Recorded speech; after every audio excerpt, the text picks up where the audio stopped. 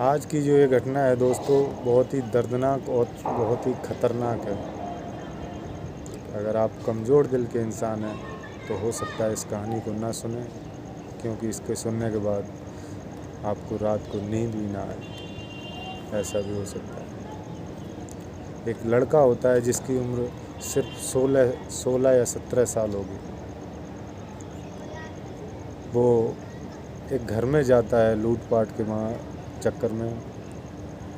वो छोटी मोटी लूटपाट किया करता था, उसके चक्कर में एक घर में जाता है और वहाँ पे जाके देखता है। जब अपना लूटने का प्लान बनाता है और अंदर घुस के देखता है तो एक लड़की मिलती है उस घर में। तो लड़की को देख के वो उस लड़की पे वार करते हैं और उसका गला काट कर उसे मौत की घाट उतार देते हैं। उसकी खून से लसी तरबतर लाश को ज़मीन पर पड़ा देखकर और उसकी सुंदरता को देखकर उनके मन में एक ख्याल आता है, एक दुष्कर्म करने का विचार आता है और उसके साथ वो बारी बारी से दुष्कर्म किए जा रहे थे। तो चलते हैं दोस्तों, इस घटना की पूरी जानकारी के लिए बने रहिए हमारे साथ। राम राम, नमस्कार। मैं हूं विनय कुमार और आप देख रहे हैं वारदात की दुनिया। दोस्तों, ये सच्ची घटना है महाराष्ट्र के ठाणे ज़िले से, साईं धाम सोसाइटी से। एक परिवार है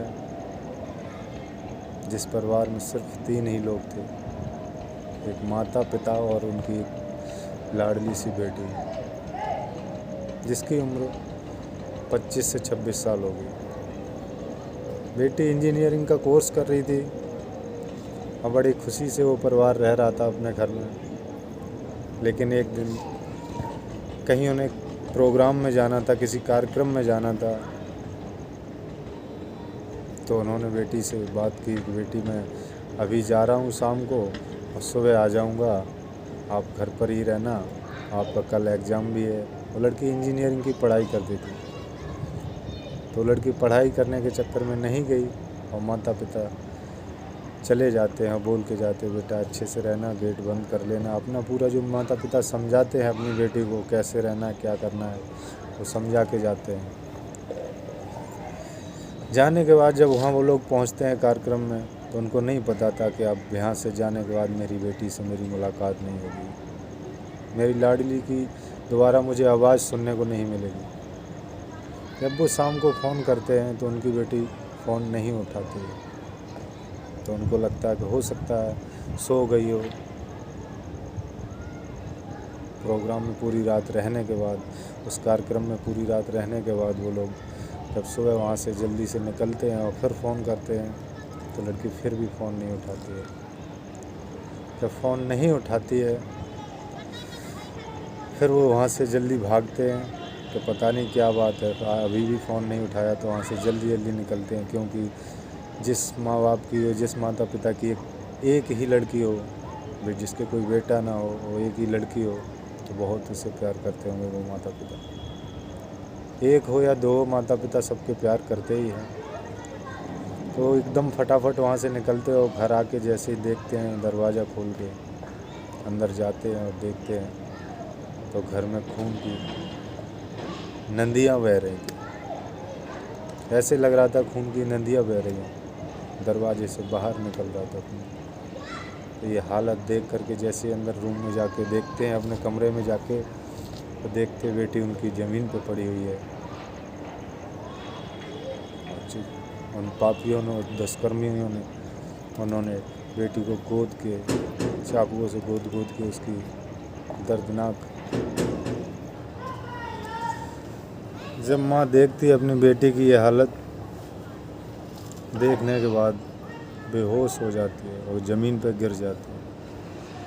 माँ ज़मीन पे गिर जाती है, उधर पिता भी बैठ जाता है सर को पकड़ के। उन दोनों लोगों में कोई सोचने समझने की शक्ति नहीं रही थी, क्योंकि उनकी बहुत ही प्यारी बच्ची थी और वो बहुत प्यार करते हैं उसको। उसकी कुछ देर बाद जब पिता देखता है कि कुछ क्या करें क्या नहीं करें, तो फिर पुलिस को फ़ोन करता है।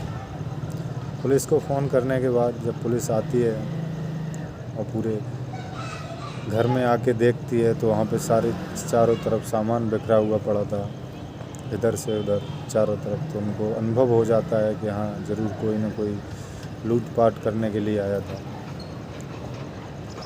उसके बाद पुलिस की टीम बुलाई जाती है, डॉग स्क्वाड बुलाई जाती है, और जब पूरी छानबीन की जाती है, जांच की जाती है, तो उनको पता लग जाता है यहाँ पे कोई ना कोई चोरी के मामले से आया था। फिर उसके बाद जब पुलिस अपना कार्य में आगे कार्रवाई करती है और आगे बढ़ती है, तो सीसीटीवी आसपास के एरिया के चेक किए जाते हैं, खंगाल के उन्हें देखती है। देखने के बाद उसमें कुछ 3 से 4 लड़कों की जब ऑटोग्राफ आती है और वीडियो में आती है, वीडियो रिकॉर्डिंग होती है, तो उनको फ़ोटो लेकर के पुलिस वाले जब आसपास के लोगों को दिखाते हैं और उसकी जांच पड़ताल करते हैं, तो कुछ लोग बताते हैं कि ये जो लड़का है इसका नाम अभिनव है, इसकी उम्र 16 से या 17 साल होगी। ये छोटी मोटी लोगों को धमकियां देता है और लूटपाट का काम करता है, दबंगई का काम करता है। तो पुलिस जब उसको अभिनव नाम के लड़के को जाके उठाती है, गिरफ्तार करने के बाद उसके दोस्तों को भी उठाती है, जो 3 दोस्त और थे, जिसका नाम मुन्ना था।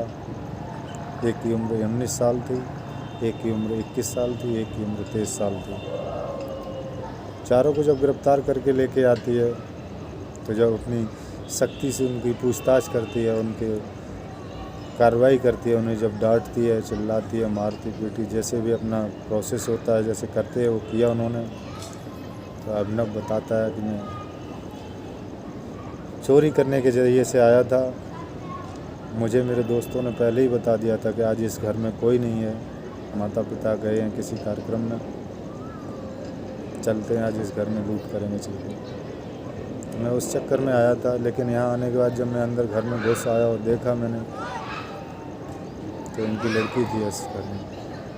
तो उसको देख के मैं घबरा गया, और घबराने के बाद मैंने जो कुछ देखा, ना सोचा ना समझा, तीनों चारों लोगों ने मिलकर उस पर चाकुओं से वार करना शुरू कर दिया, उसका गला घोंट दिया, उसे मौत की घाट उतार दिया। उतारने के बाद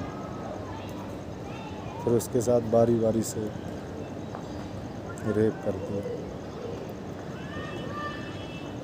रेप करता रहा अभिनव।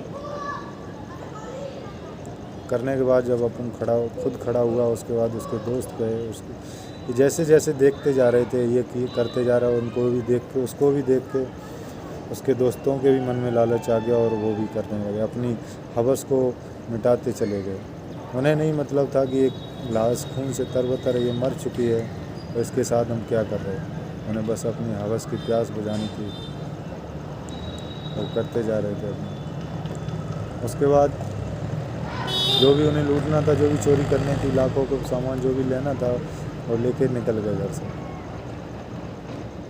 जब ये सारी कहानी पुलिस को बताता है अभिनव और वो तीनों उसके दोस्त, तो पुलिस उसको गिरफ्तार करके उस पर 302 और लूटपाट का जो भी मुकदमे होते हैं उनको लगा के उन्हें जेल भेज देती है। तो दोस्तों, इस कहानी को, इस घटना को सुनाने का मकसद आपको तंग करना नहीं है, परेशान करना नहीं है, सिर्फ और सिर्फ हमारा यही प्रयत्न रहता है कि हम जो कहानी सुनाते हैं आप लोगों को, इससे आप अपने बच्चों को अपनी फैमिली में और अपनी फैमिली का ध्यान रखें। ऐसे किसी कार्यक्रम में अपनी बहन बेटी को, जवान बहन बेटी को घर पे अकेला छोड़ के न जाएं, और अपने बच्चों को, अपने बेटों को ऐसे संस्कार दें जिससे कि ये दिन ब दिन जो वारदात की तरफ, जो क्राइम की तरफ बढ़ते जा रहे हैं वो ना जाएं। उन्हें एक इंसानियत सिखाएं, लोगों की मदद करना सिखाएं, और लोगों की मदद उनके हाथों से ही करवाएं, और उनके अंदर ऐसे संस्कार डालें जो कभी किसी के दिल को दर्द ना पहुंचाए, दिल को चोट ना पहुंचाए। तो चलते हैं दोस्तों, जय हिंद।